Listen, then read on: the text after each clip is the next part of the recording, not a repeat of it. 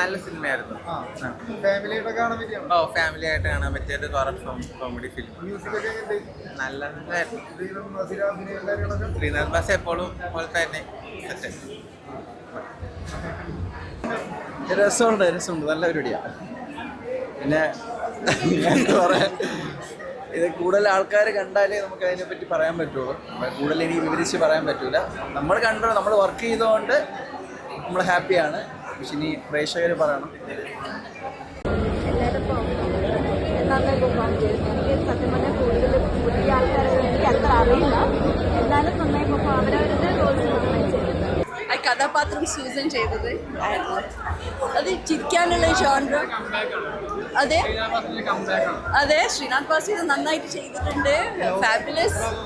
പിന്നെ ഇതൊരു കോമഡിയാണ്. എല്ലാവരും ഫാമിലിയായിട്ട് എല്ലാവരും ഒരുമിച്ച് പോയി കാണും തിയേറ്ററിൽ. ഹൊറർ എന്ന് പറഞ്ഞിട്ട് സാധാരണ ഹൊറർ പടം കാണാത്തതാണ്.